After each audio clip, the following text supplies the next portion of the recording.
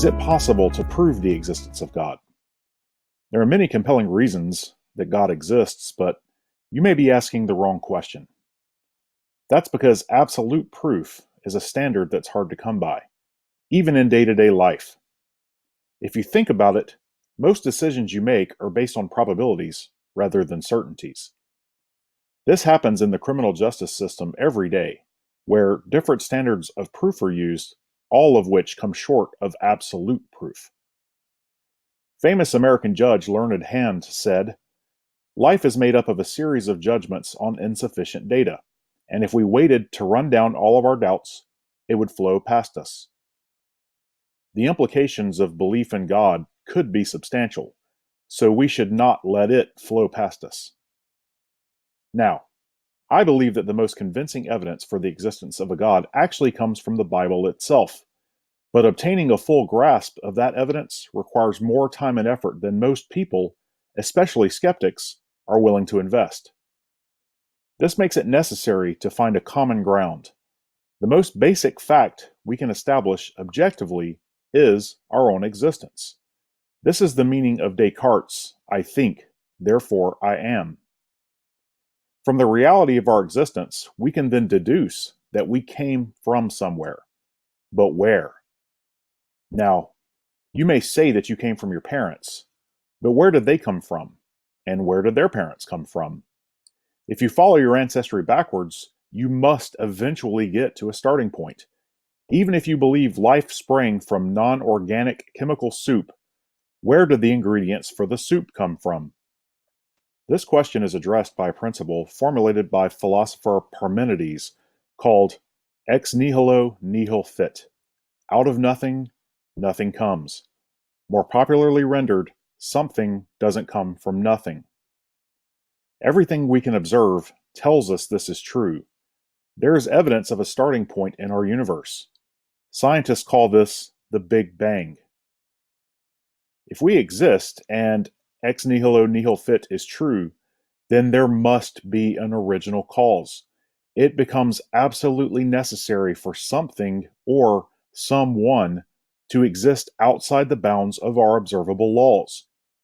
Clearly, this eternal transcendent cause had both the capability and the will to create. This would lead to the conclusion that the cause has to be an eternally existing intelligent agent or agents that created the material universe for a purpose. Some object to this. There are secular scientists who believe that our existence came about through something like a complex intermingling of multiple dimensions. But if ex nihilo nihil fit is true, then where did those dimensions and their associated laws come from? And we're not done. There is supporting evidence to suggest that our existence is not random. What are the chances that our universe exploded into the order that we see all around us?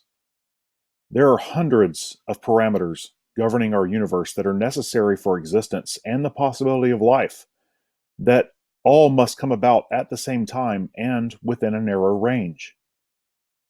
There is also a concept in nature called irreducible complexity, which holds that the individual components of complex designs could not have naturally evolved, because they would have evolved in a non-functioning way until they matured.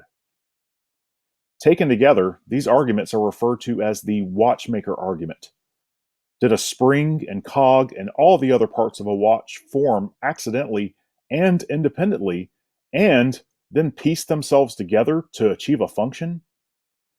American astronomer Alan Sandage said, "The world is too complicated in all its parts and interconnections to be due to chance alone. I'm convinced that the existence of life with all its order in each of its organisms is simply too well put together.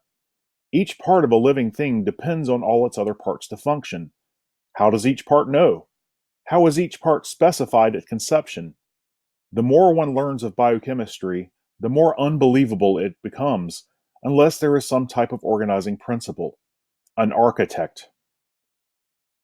Therefore, it's not just explaining the existence of something, but it's also about explaining the existence of a complete organized system along with the associated order laws, and rules of existence that are in place. You see, the logic is difficult to escape.